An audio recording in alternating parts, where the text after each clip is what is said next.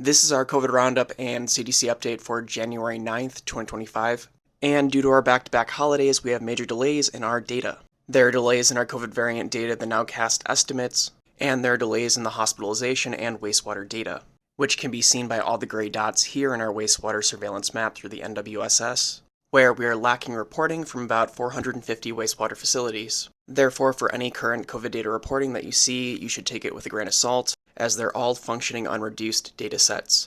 Now, talking about reduced datasets, Michael Olesen gave us a big data reveal, where he was wondering why the CDC had switched to variant data reporting by region instead of state, and this is simply because the data is not being sequenced. While COVID is being detected in the wastewater, it is not being sampled and sent for sequencing anymore at high rates, which confirms something that I noted back on October 4th of 2024, where I made the observation that since September 7th of 2024, there was no sequencing data available for a lot of states. This came from an observation where I noticed that a lot of states were having black data points, which is representative of no sequencing data available. For example, if we look at the current map and focus on Utah over here, we see that the whole state has black data points, but for our same current time period, we see that there is COVID being detected, meaning that these places are still participating in the NWSS program through the CDC, but they're not sampling and sequencing COVID variant data, which underpins a sort of hidden loss of our surveillance capabilities. Because, for instance, while we have a lot of wastewater facilities participating in the NWSS program,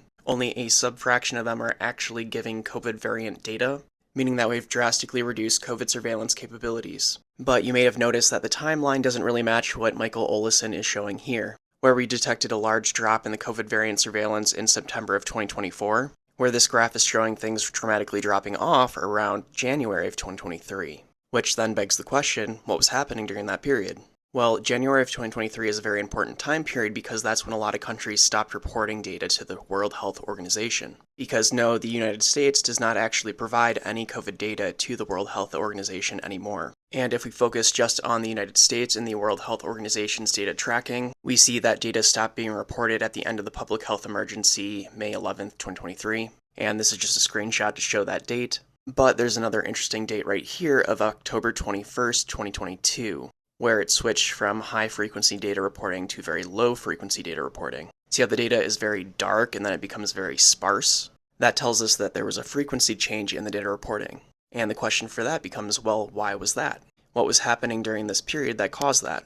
And while this part is only my personal theory, this is what I think happened. I think it was US retaliation for the TRIPS decision at the World Trade Organization meetings. For those that aren't familiar what it is, this is a little background into it that's very short. Starting in mid-2020, a bunch of least developed country members wanted increased access to COVID vaccines in addition to increased access to therapeutics like Paxlovid. But the pharmaceutical industries didn't want this because they were saying that it would infringe on their IP patents through the use of these TRIPS waivers, which was waiving the IP patents so that it could be spread out, saying that these waivers would stifle innovation and infringe on US patent law.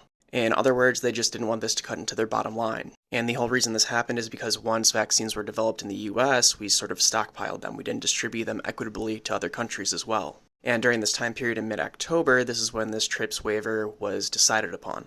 And absolutely nobody was happy about it. And while it's not certain, it's very possible that the US, which was very upset by this decision, decided to retaliate by pulling their access to the data that they were submitting to the World Health Organization, as around that time the tap essentially got turned off. And now that we've had a little recent history lesson on data, let's talk about the good data that we do have access to right now, where the state of New York has a state-run and funded program. And for most recent data, the COVID wastewater levels are still increasing in the east, using New York as a representative of the east. While during the last reporting period, about 42% of all reporting wastewater facilities were reporting at the highest levels. And during the present time, this has increased to about 58% of all reporting wastewater facilities are reporting at the highest levels, where these levels are the detection of COVID in the wastewater. Next, moving to the west in California, looking at wastewater scan and the 28 reporting wastewater facilities to wastewater scan.